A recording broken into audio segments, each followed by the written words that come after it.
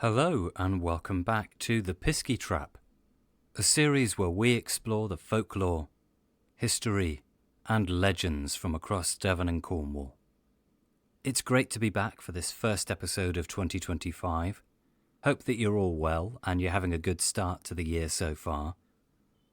We've got some exciting episodes and topics that we're going to be exploring over the coming weeks on a wide range of different subjects and locations as well. A big thank you, as always, to all of you who've been listening and continuing to support the series so far, and to all the fantastic patrons as well. The exciting news is there's going to be a new series of live talks coming up throughout the year, beginning in April and May, so I'll be keeping you all updated once the details for those are firmed up.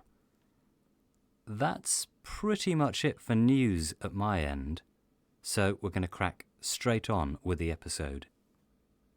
I have to say that the topic we're going to be exploring was one I knew pretty much nothing about until fairly recently. Towards the end of last year, I'd been emailing back and forth with Francis Edwards, the Cornish historian, who you may remember from our chat last year about the story of Beatrice Small. He suggested the story of a woman named Mary Hartley. So instantly I went away, did a bit of research, and was fascinated by what I read. And I knew right away that I wanted to explore this further as part of the podcast. Back in the 19th century, Mary Hartley was a woman of considerable wealth. She lived at Rosewarne House in Camborne, and there are lots of stories surrounding her. At the time, she was deemed to be, as they called it then, a lunatic. It was claimed she was obsessed with the idea people were conspiring to take her wealth from her, that people were listening in on devices, that she called herself Duchess of Cornwall. There were stories around tunnels at her houses, and that she even armed one of her butlers with pistols and gave him orders to shoot at employees of the Marquis of Westminster. There are also ghost stories surrounding Mary and her tragic death. And just as a heads up at the outset, we're going to be talking about that, and there may be the odd mention of injury detail as well. Last year, Francis wrote an article delving into the story of Mary Hartley. You're going to be hearing from our recent conversation where we chatted about Mary, her background, and a lot of the stories surrounding her as well. So then, allow me to introduce our next episode, Mary Hartley of Rosewarne.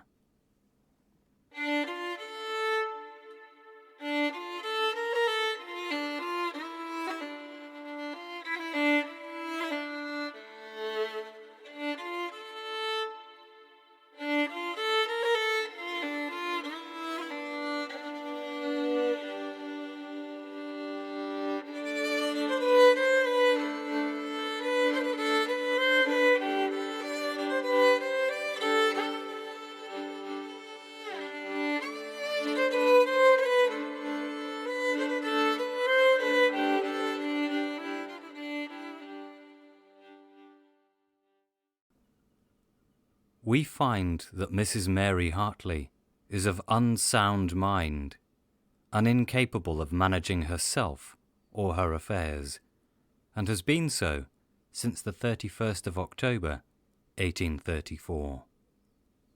A quote there from the Bath Chronicle and Weekly Gazette back in 1843, detailing the jury's findings from the Commission of Lunacy on a woman named Mary Hartley. There have been lots of stories that have sprung up around Mary over the years, detailing her eccentric behaviour, that she was declared to be of unsound mind, and there are these ghost stories about her as well. But I wanted to know about Mary as a person, what we can gather about her background and the details of her life, and try to delve into the roots of some of these tales and the subsequent folklore.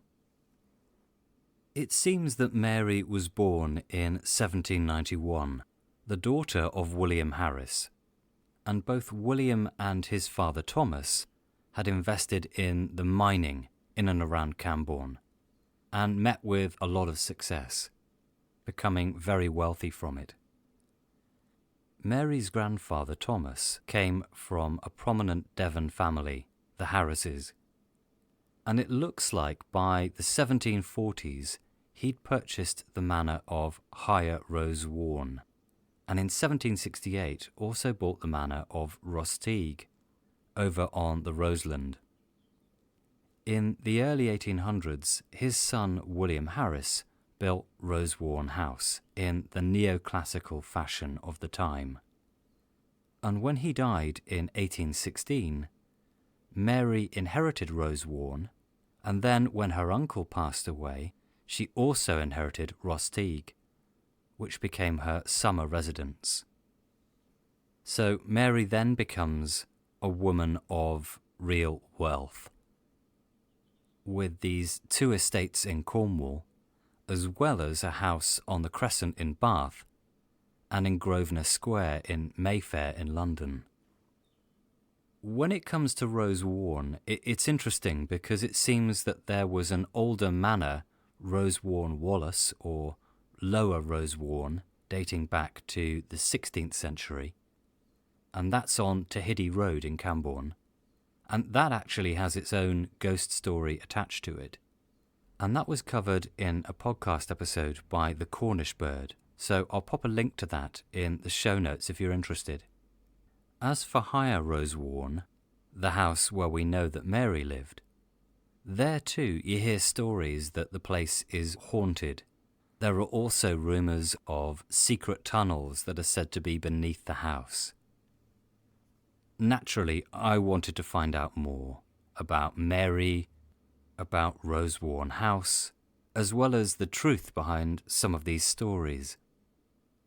So recently I sat down to chat with Francis Edwards, a writer, historian and researcher who's written a fantastic article looking at the story of Mary Hartley, which I'll also pop a link to in the show notes. I began by asking Francis how he came upon Mary's story. I'd not heard the story before I read the article, really. The poor woman. I didn't really know much about the story. I knew of the existence of Rosewarne House in Camborne, of course, because that's where I grew up. I knew that it had been called Gladys Holman House for quite a few years, and it was owned by the Spastics Society right up until the early 2000s, when it was bought by a family who set about renovating the house and transforming it back into the kind of the neoclassical kind of Georgian mansion that we see now. And it really is a beautiful home. It's a lovely piece of architecture. And anyone who's listening, I stress that they should visit on one of their open days and have a tour, because it really is a fascinating place. And I really enjoyed and was very privileged to have a private viewing there. I was invited over. A friend of the family had been invited to have a private tour, and he invited me along as well. He said that there might be something there that might be of interest to you for your blog, and he mentioned the story of the secret tunnels that are alleged to emanate from the cellar at Rosewarne, and he said that at one time the one led all the way to Camborne Church, and another one led to right out to the coast. And of course, automatically my writing antenna sprung up, and I packed an overnight bag and I was on the road to Cornwall to come and see what all the fuss was about. And that's what I thought the story was going to be, that it was going to be an investigation into the provenance of these alleged tunnels, the story behind them, how they came to be built. And I was going to be able to do a post about smugglers' tunnels in Cornwall, secret caves, and it was going to be that kind of a post. and it was going to be, looking at the tradition of smuggling in Cornwall, and how it seems that almost every stately home in Cornwall, every mansion, seems to have a story attached to it of a secret tunnel. I mean, in much the same way that lots of mansions up in Warwickshire have their own priest tells from the days of the Reformation, when Catholic priests would preach sermons in these recusant households, and they would have secret escape routes for their priests to hide in. And I've actually seen one up in Long Malford in Warwickshire, which is and if anyone gets a chance to visit Long Malford, it is a fantastic place, and it's and the priest hole there is fascinating.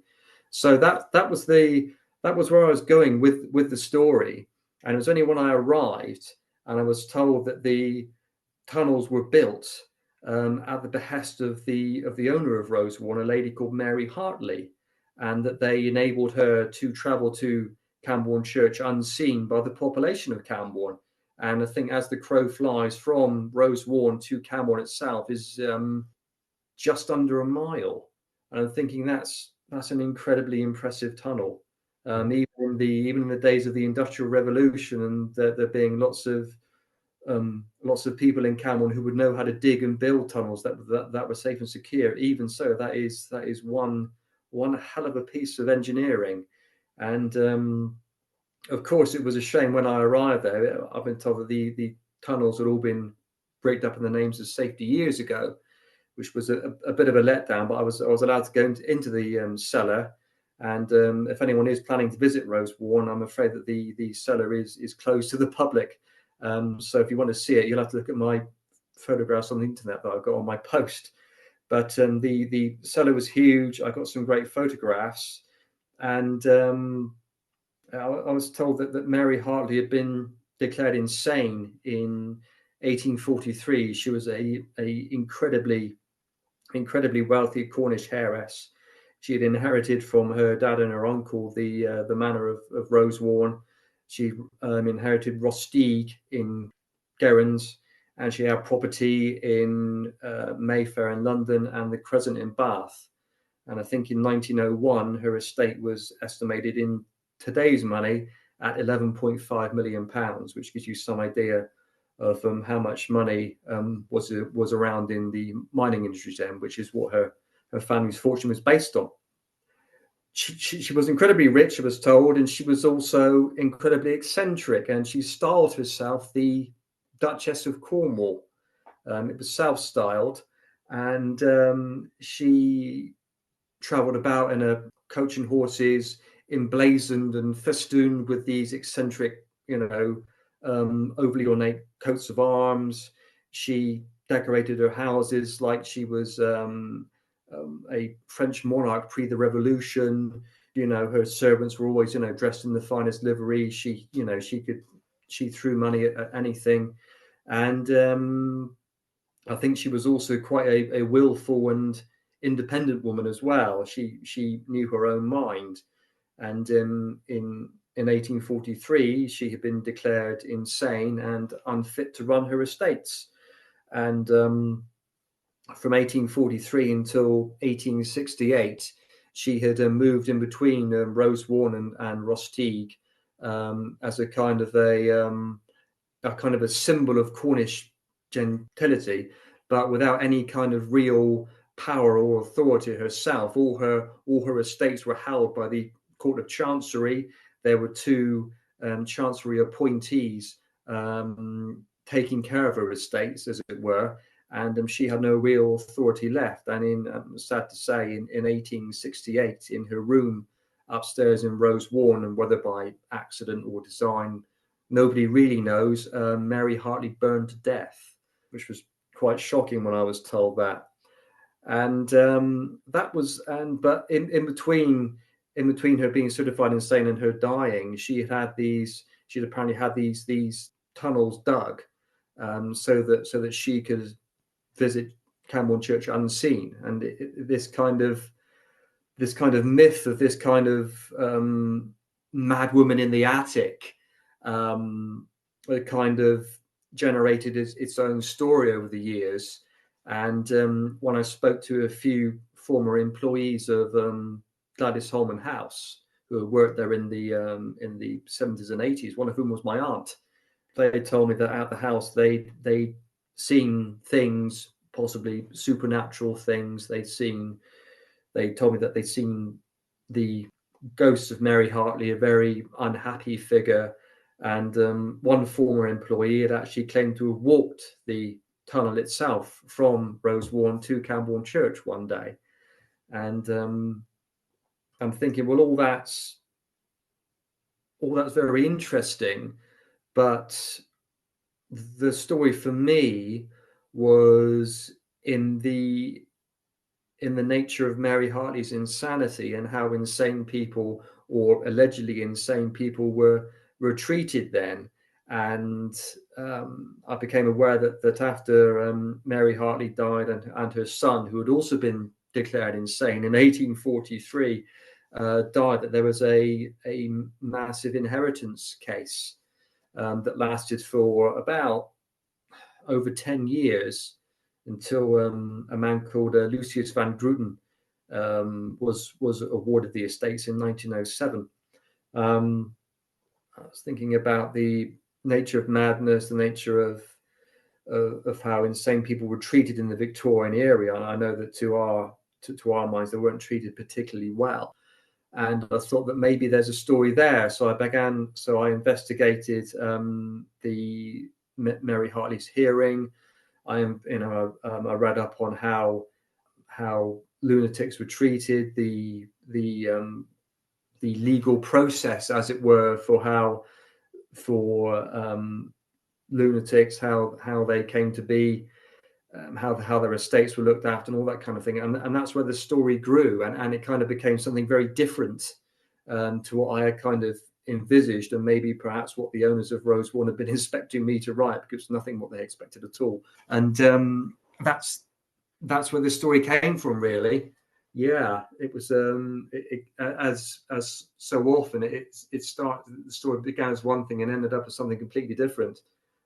Did you, when you were visiting, were you told much, or were you already aware, kind of coming from the Camborne area anyway, about the history of Rosewarne anyway, as a sort of former estate and as a former house?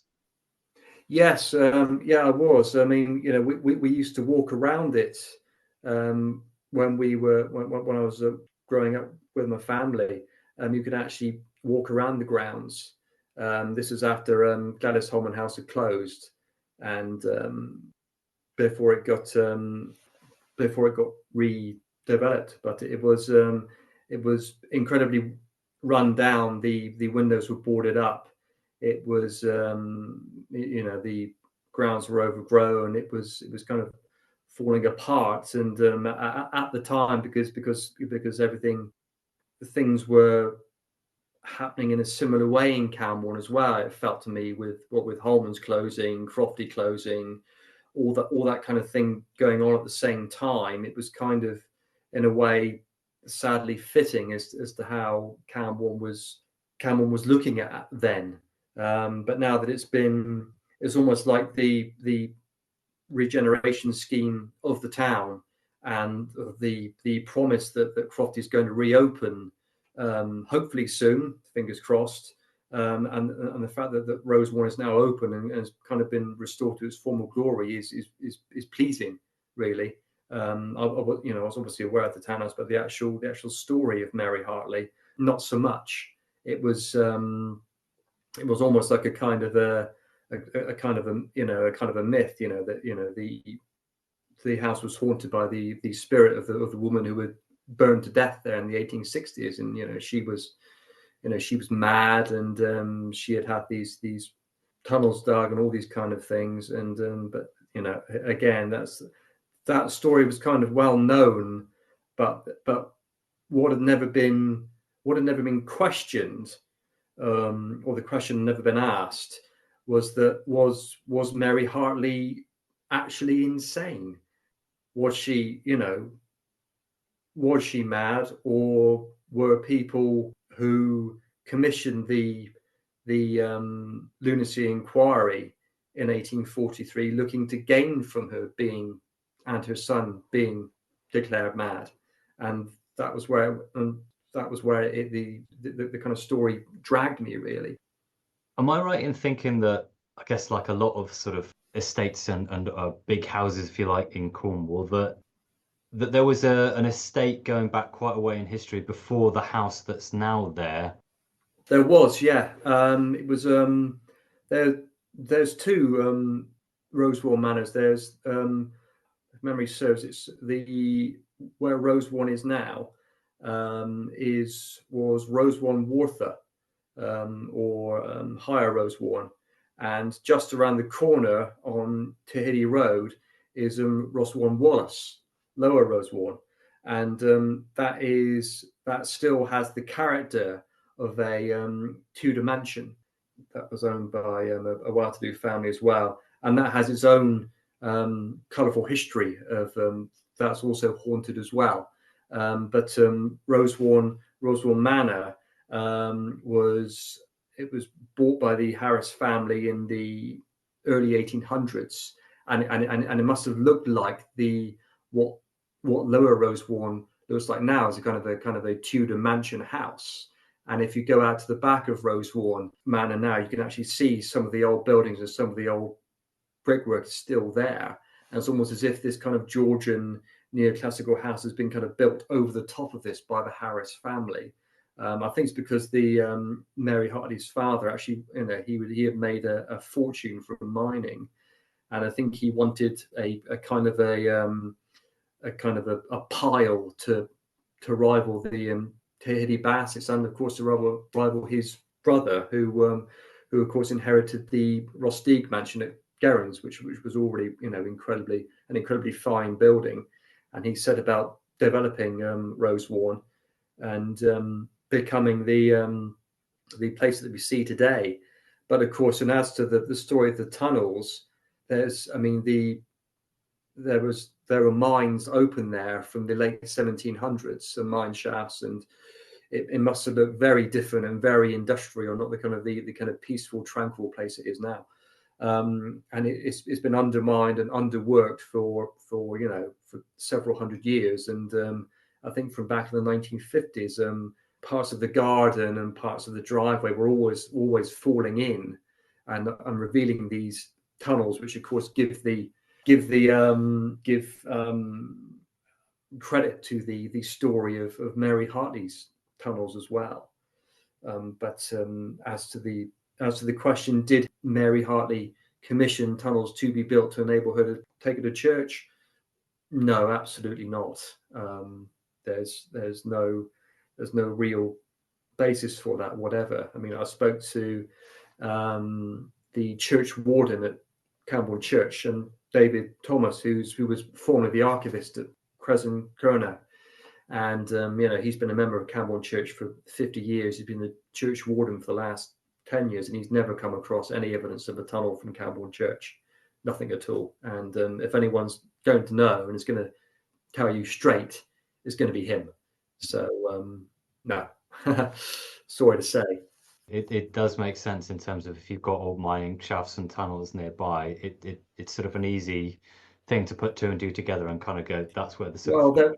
There was a tunnel connected with Mary Hartley, but not at Rosewarne. There was a tunnel, and there used to be a tunnel at Rostigue, which is where she spent half the year. And the Rostigue tunnel did actually exist. I found the newspaper article from World War II advertising for land workers from up country to come down and work on the estate, and telling them, what a fantastic place it is to work, and that there's a smuggler's tunnel there as well.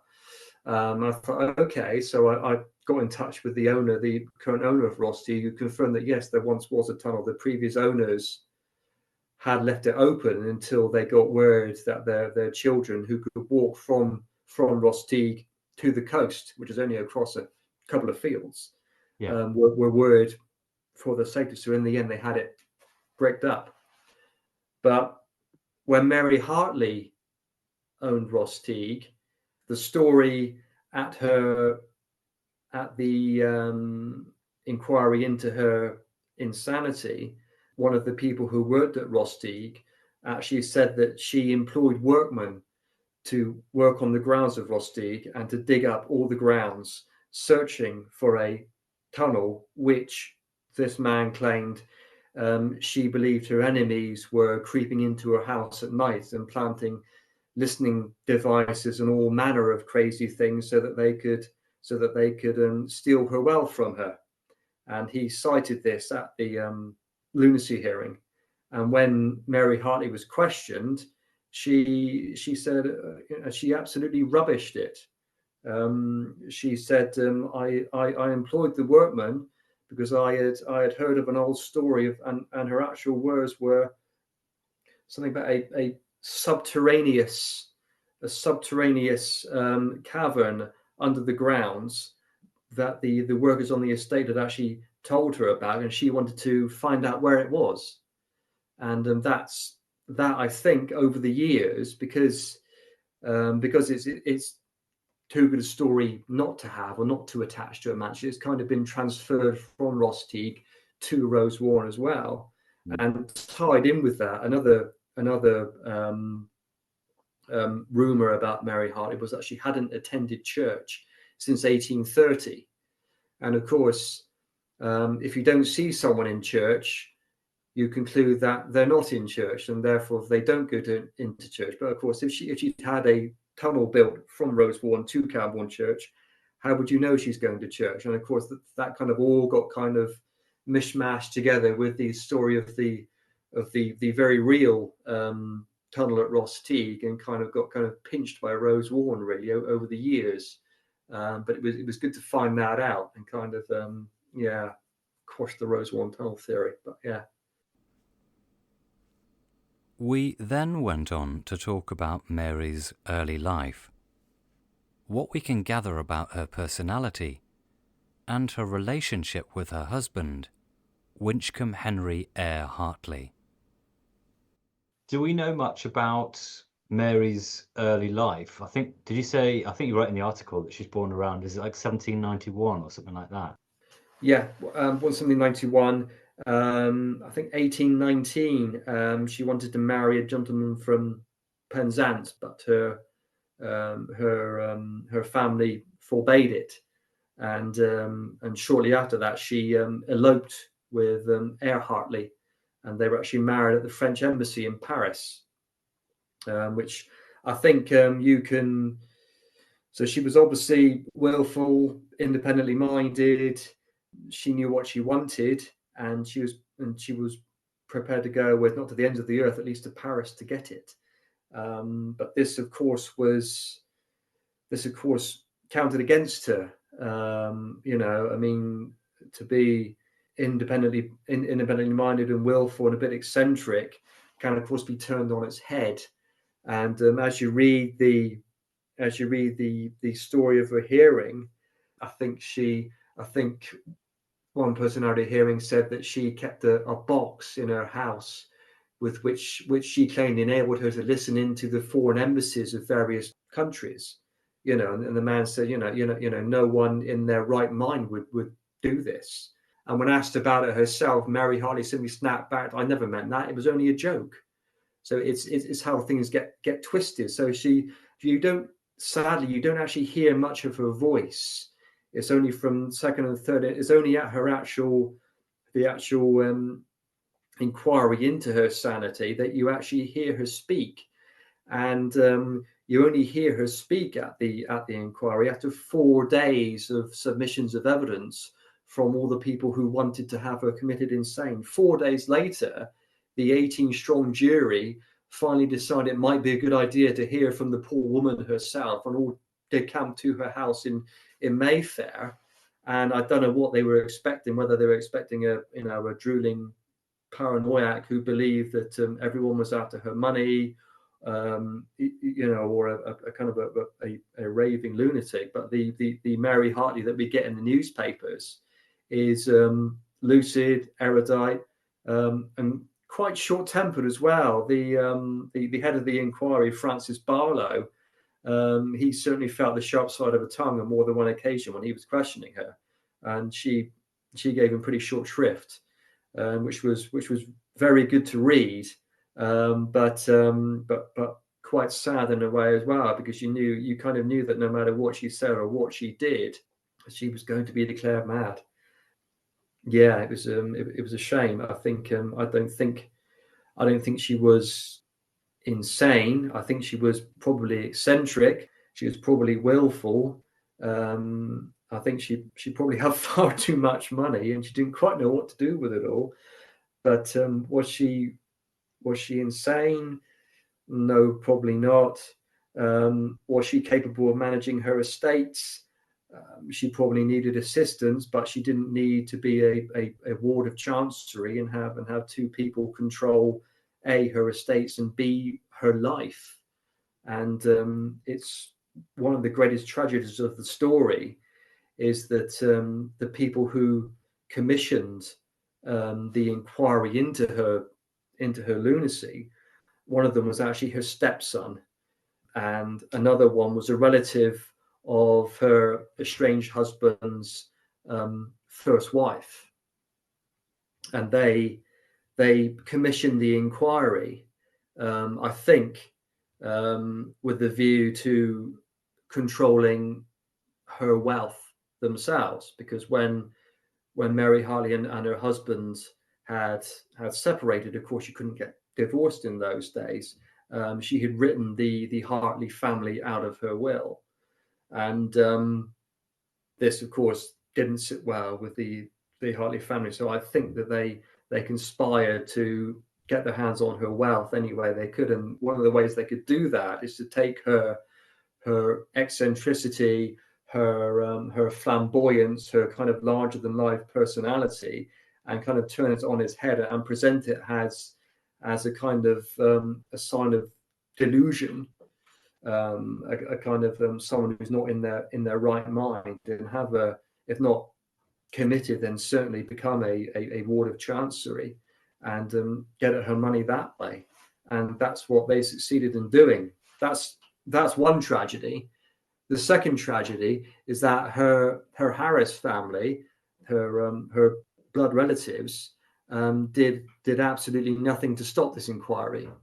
They didn't leap to her defence at all, not one whit. You read the commission. There is no member of the Harris family jumps to her aid. It's all Mary Hartley, pretty much on her own, fighting for herself, and she must have had some guts, to try and face down an 18-man jury who want you to be declared insane.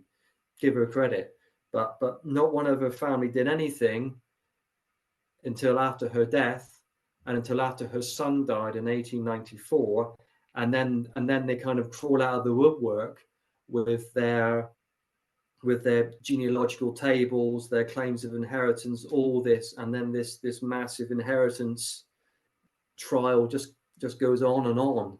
And that was the tragic thing, really, is that she was abandoned by her family. And I think that all anyone really saw in Mary Hartley was her money, ultimately, which was a great shame. And that's where, obviously, where the story was for me, really. Yeah, it's interesting that you read the claims and accusations that are made against her, and a lot of it comes there's sort of lots of mentions of her paranoia that people are trying to take her wealth away from her. It's ironic, isn't it? Yeah, and I'm fascinated by this relationship with I don't know if I'm saying it. Is it Winchcombe Henry Hartley? There's a lot of them, isn't there? Yeah. Yeah. What do we know about him? Heir Hartley, I suppose. But yeah, That's the fellow. Yeah. that's the fella.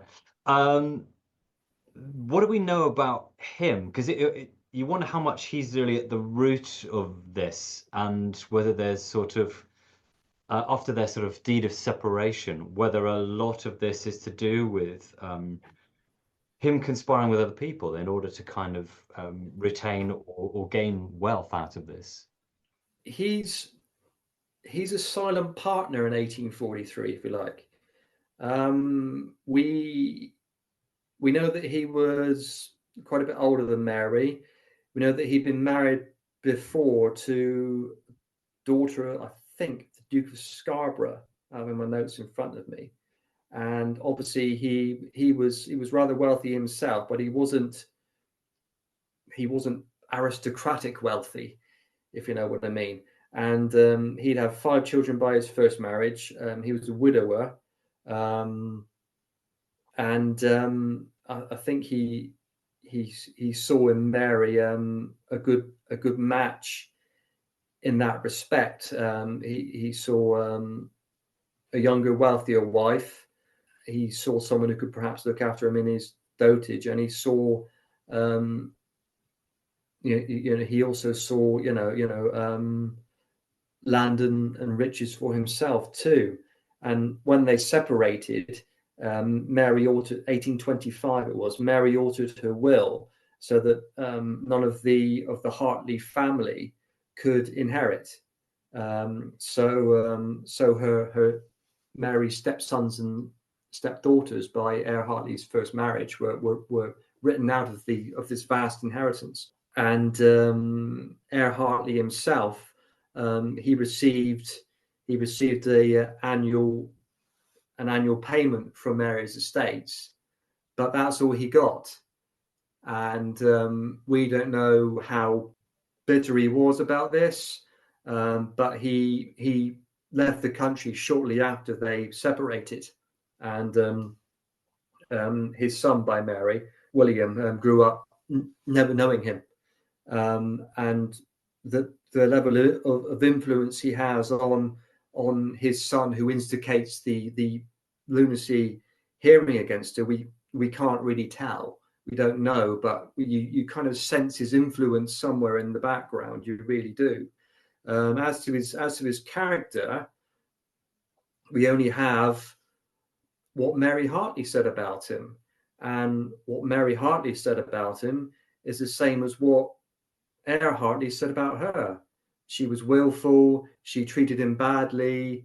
And Mary Hartley said that, well, no, he was willful and he treated me badly, and that's why we separated. So somewhere in between the two, the truth lies, but you'll never really know.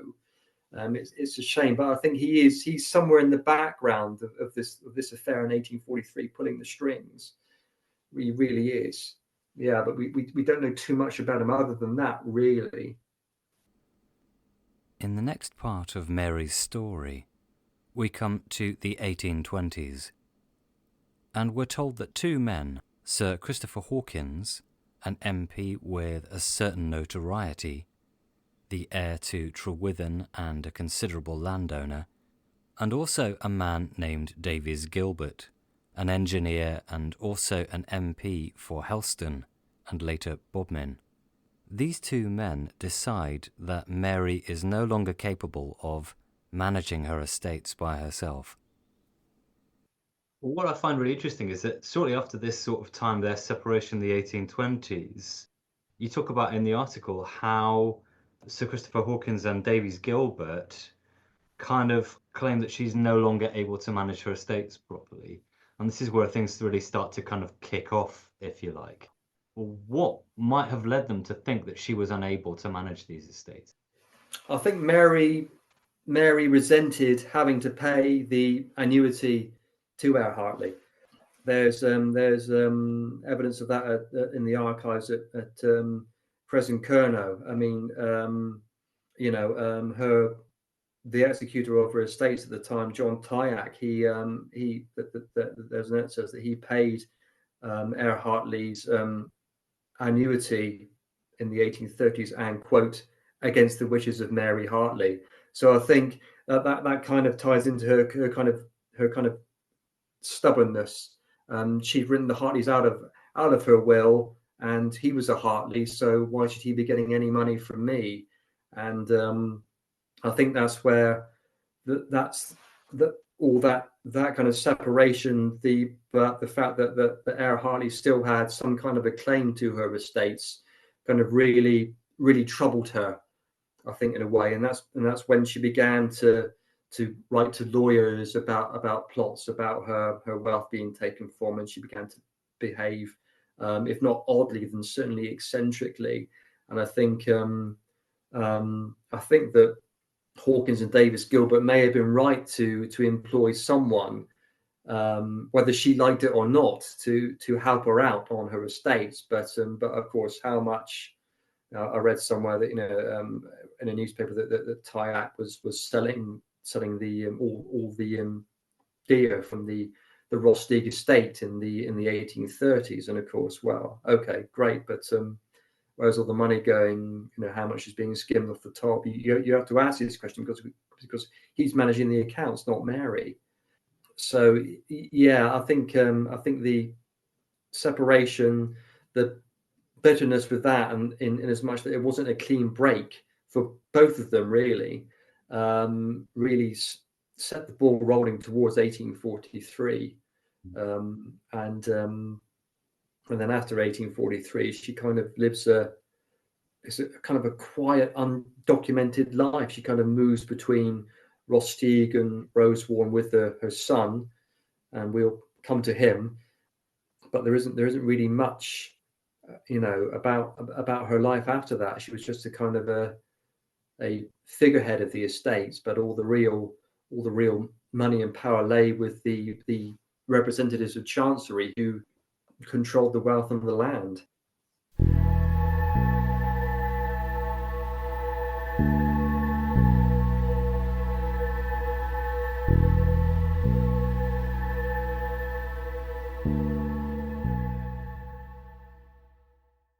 If you're enjoying the series so far, then please don't forget to give us a like and subscribe.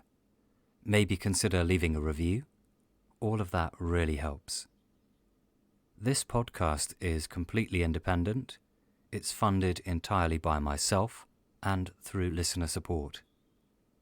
So if you feel like helping to support the project further, then please consider checking out my Patreon page at patreon.com/The Pisky Trap. For those less familiar with Patreon, it's basically a monthly subscription service where, for a small pledge, about the price of a cup of coffee, you can help to support the series. And that support allows me to cover the running costs and helps me with episode research, including books, as well as access to original source materials that often require subscriptions or are sometimes behind a paywall. So if you can, and you'd like to support the project further, that'd be amazing. But otherwise, just continuing to spread the word among your friends and on social media is also a real help. Right, enough of that. Let's get back to the episode.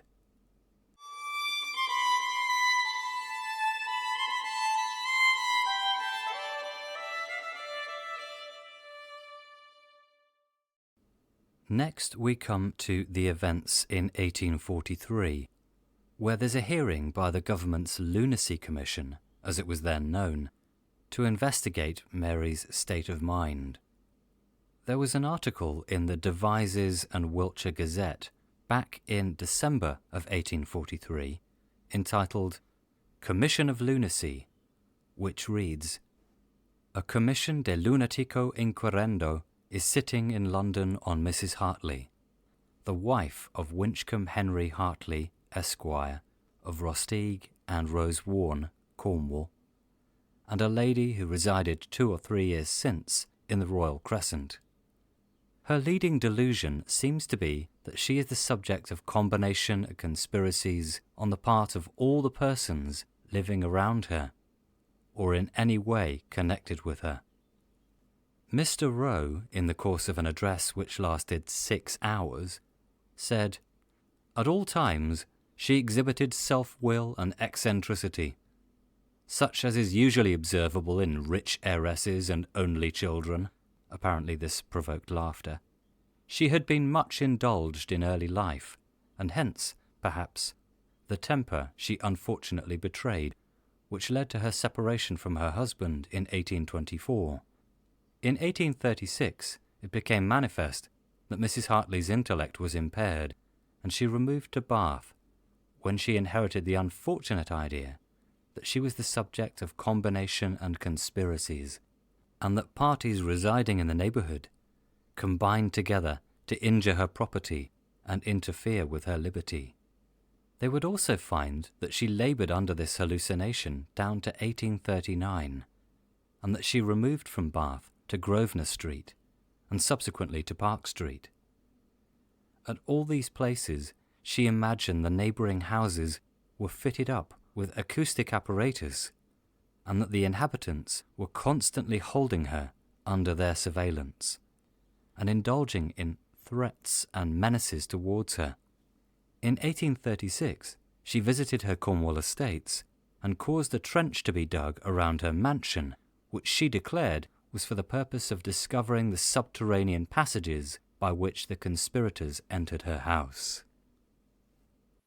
It was fascinating reading. I've forgotten the name of the chap offhand because I was reading. I was going through the British newspaper archive, and it was the testimony given against her by a chap who gives it. It's like a 6-hour long thing, but he kind of lists all the things against her. But it's amazing to hear the things that they're talking about.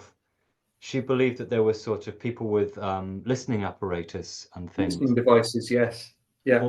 Or nearby, and that she had this acute paranoia. They also kind of talk about the tunnels and things. There's even talk about serpents or something at one point. Yeah.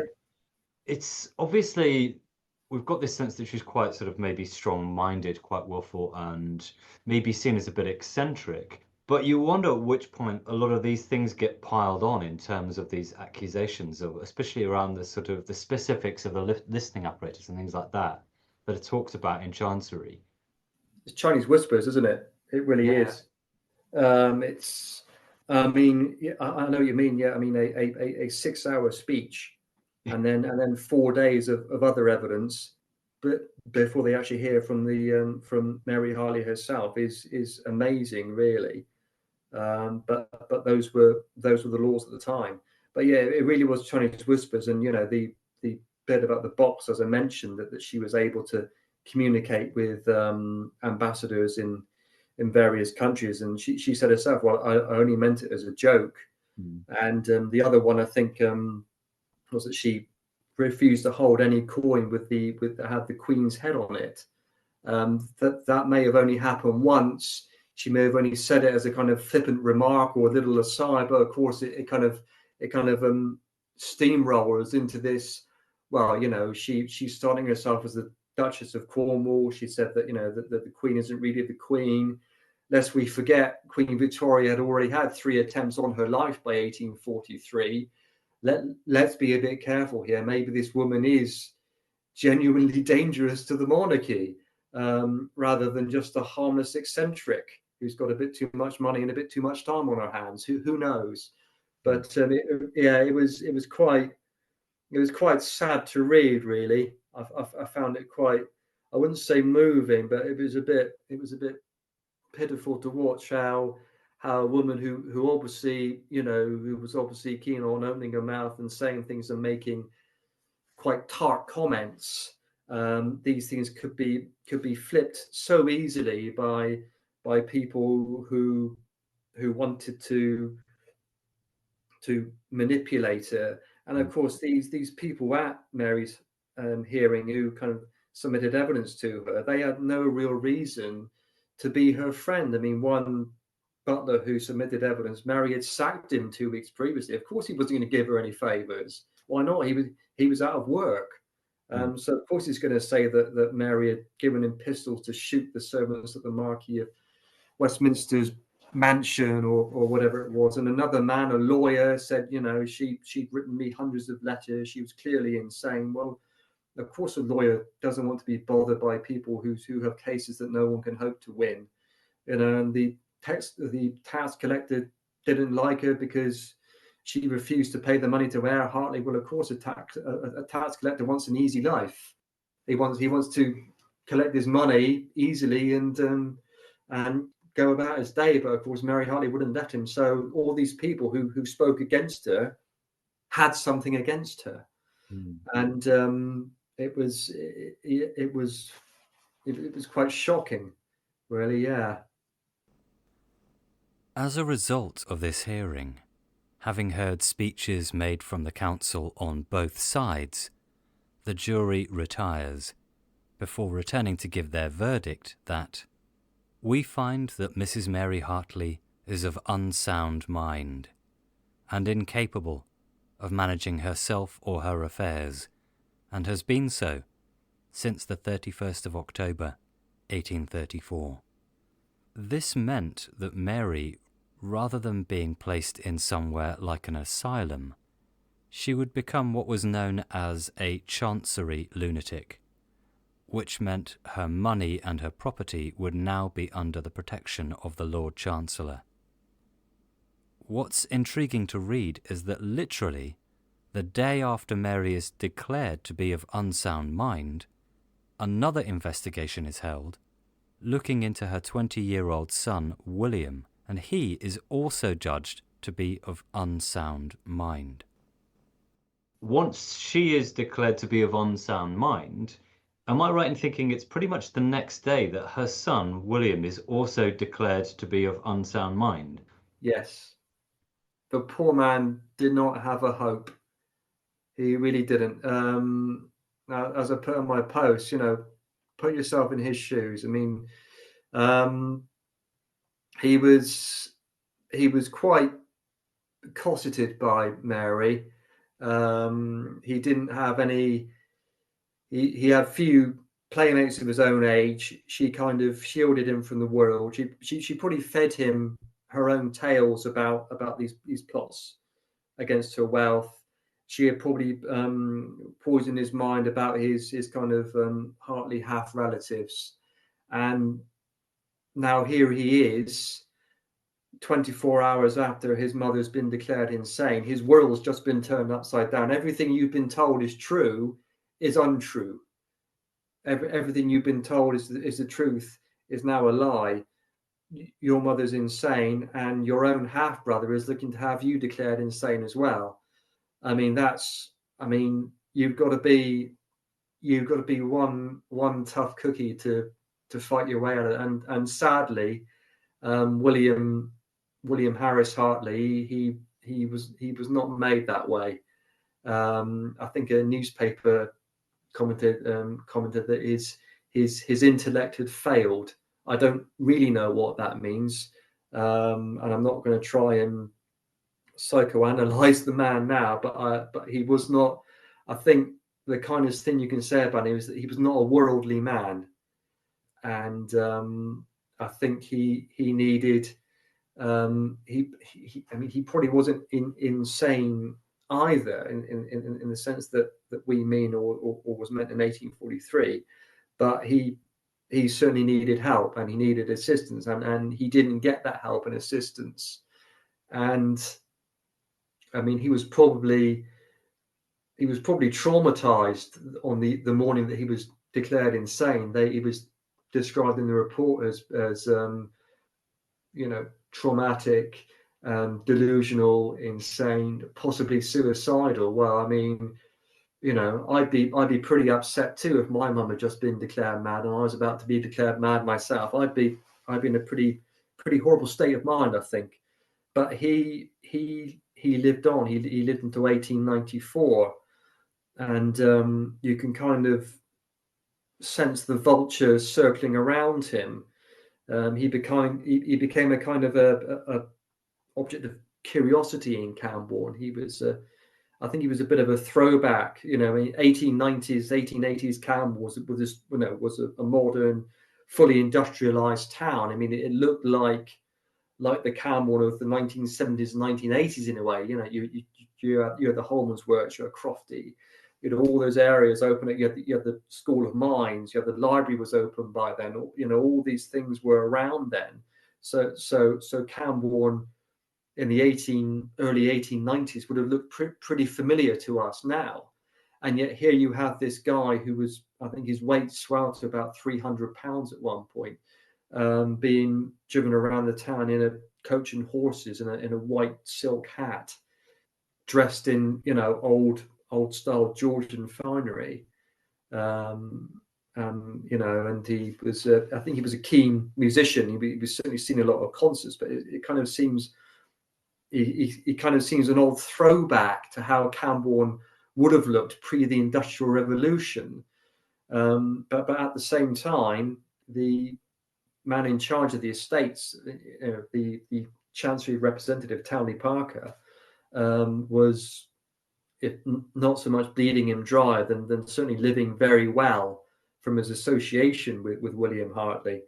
And I think, in the 1891, there's about 7 people working at Rosewarne just for 2 men. Okay, fair enough. Townley Parker certainly wasn't paying. Other members of the Hartley clan were receiving money from the estate as well. And you kind of get a sense, and I think in the 1870s, Lucius van Grooten, who was a descendant of the Hartleys, had been declared the rightful heir of all the estates. And you kind of get a sense that from that point on, people are kind of waiting for William to die, and he doesn't really oblige them until 1894, which is, and it's only then, of course, as I say, that the Harris relatives kind of come out from under and start disputing the claim of the Van Grootens. It's a tragic tale, really. Am I right in thinking that after they're both deemed to be of unsound mind, they kind of go back to Rosewarne, but are they sharing the residence with other members of the Hartley family? Absolutely. By some curious twist of fate, representatives of the Hartley family were declared to be the Chancery's protectors of Hartley's estate, and they lived at Rosewarne with William and Mary. They were husband and wife, and also their 5 children lived at Rosewarne as well, free of charge. The Chancery paid them an annual sum from the estates, and they could claim expenses as well. And I think Lucius van Grooten, before he became heir, he was being paid in modern money £24,000 a year to go through school. Yeah, wow. Yeah, 24k to go through school. I mean, what I wouldn't have given to have that, really. I mean, the Hartleys, they certainly knew what they were doing. If you ask the question, who benefits from Mary Hartley being declared insane, then you get to answer the question, was Mary Hartley really insane? Not really. Who benefits? The Hartleys do, and they certainly benefited right from 1843 right through till 1907 and beyond. Yeah. This brings us to the sad story of Mary's last days and her tragic death in 1868. I found an article in the Royal Cornwall Gazette dating from the 29th of October that year, which gives us more detail. We're told that Mary spent much time alone, both at Rosewarne and at her summer residence of Rosteig. And although attendants were at hand, they were not always in the room. A statement given by one of these attendants, Alfred Pullum, reads as follows: I saw the deceased at 7 o'clock last evening, when she came to the door of our sitting room. After speaking a few words, she returned to her bedroom. About 20 minutes afterwards, we heard her making a peculiar sound. We at once rushed to her room and found her standing close to the fire, enveloped in flames. We're told that the attendant quickly grabbed the hearth rug and then got her on the ground, trying to extinguish the flames, and a surgeon by the name of Mr. Hutchinson was sent for. He arrives about 7 or 8 minutes later. Unfortunately, Mary passed away at 9:30 a.m. the following morning, having never regained consciousness. In the inquest, a verdict was returned that the deceased died from having accidentally set herself on fire, and that no blame is attached to any of her attendants. I mean, I suppose there's a load of questions about the sort of Mary's final days, but you get the sense from, I was reading the a newspaper article which was the sort of inquest into her death, Yeah. and you get the sense that she's become, although there are attendants and people in residence, that she's somewhat more reclusive in her later days. Do you think that would be a fair one to say? Although there's sort of serving staff around and there are obviously people in the house, is that fair to say that she's become a bit of a recluse, and it almost lends itself to this, is it Jane Eyre kind of type character that they compare in the newspapers, unfortunately? Where does fact end and the fiction begin? It's I think she certainly was reclusive, certainly in her last years as well. I think her and her poor son certainly kept themselves to themselves in between they're kind of perambulating between Rosewarne and Rostig. I think as well that I think you are right. I think her reclusiveness was true, but I think over the years and after her death, it kind of grew up as well into this kind of as you said, the kind of Jane Eyre mad woman in the attic, that kind of Victorian kind of trope of how mad women in that era were seen. And of course, I put that in my blog that I mean, Mary sadly wasn't the only woman who'd been declared insane who accidentally burnt herself to death. She wasn't the only one, alas, and it kind of perpetuates its own myth. And that kind of Victorian fiction, you talk about Jane Eyre, Wilkie Collins, of course, The Woman in White was aiming at the same thing. Then, of course, Charles Dickens' Bleak House. You read the newspaper reports, and it's almost about it being the Chancery grows fat, and it's a sickening waste of money. It's almost like reading Bleak House itself, and how this kind of it's almost like the kind of the fiction feeds the fact and vice versa, and it kind of gets its own, it kind of grows its own narrative, and until 2024, when I'm there and I'm being told that this woman had so much money but was so insane that she engineered her own private tunnel from the cellar of her house to Camborne Church.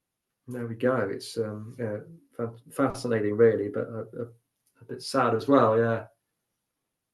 I guess there's the sort of big question, and it was one I always kind of like to finish things up on, is, I guess, what do you think drew you to Mary's story, and why do you think her story is one that should be remembered and that we should keep telling? Because Mary Hartley was a human being, Mm. because she was a complicated, willful, eccentric, independently minded, probably sharp-tongued human being. And she wasn't just an eccentric, reclusive madwoman who was incredibly rich and burned to death one night in her own bedroom. That's why it should be remembered. We also should remember it as a kind of a cautionary tale against myths that self-perpetuate themselves and grow out of trivial things, really. Mary making a joke about having a box to communicate with foreign ministers. It kind of grows its own thing. So it's also a cautionary tale as well. But I think that I wanted to write about it because I think that we ought to see Mary Hartley more as a human being, albeit a tragic one, as opposed to this kind of traditional view of her as as a kind of a mad woman in the attic, which kind of completely puts her in a box. If you say a mad woman in the attic, you know exactly what I mean. But she was far more complex than that. She was far more human than that. And I think that's what interested me about the story, rather than some tale about secret tunnels. That was where the meat of the story really was, and I'm glad I went that way with it. It would have been easier to write something very different, but I wanted to do Mary Hartley justice, really. No, I'm glad you did, and I'm glad that's the approach that you take. Thank you. I think it's always I've sort of mentioned this before on the podcast, that I feel like whenever you're dealing with the story of a real individual, there's a duty of care in a way. You feel like you Absolutely. want to, and it's almost like one of my mission statements I've sort of said earlier with the podcast is almost to look at the history behind some of the folklore, because much as I love the stories and I feel like, yes, we should keep telling the folklore, but understand why it's there, what its roots are. And when you've got a real individual there, it's making people understand, well, actually, we can see that's the root of that folklore, but actually here's the reality, here's the real individual. And that's what's really fascinating for me, is when you feel like you're getting to know people you would never have met because you're a couple of centuries apart, but you feel you start to get to know them as a person. You get a feel for them. Yeah, absolutely. Yeah, that's where it is. So that was the story of Mary Hartley. A massive thank you to Francis Edwards for taking the time to chat, and I highly recommend checking out his article, The Mad Woman of Rosewarne House, and you can find a link to that in the show notes. I hope you've enjoyed this episode and you found it interesting. If you have any thoughts on Mary's story, then do feel free to get in touch. You can contact me at thepiskytrap@gmail.com, or you can drop me a line on Instagram, Facebook, and now on Blue Sky as well. That's it from me. We'll be back again very soon to explore a different topic, but for now, take care and thanks for listening. The Pisky Trap is written and presented by me, Keith Wallace, with music by Elizabeth Westcott and artwork by Caris Harrington.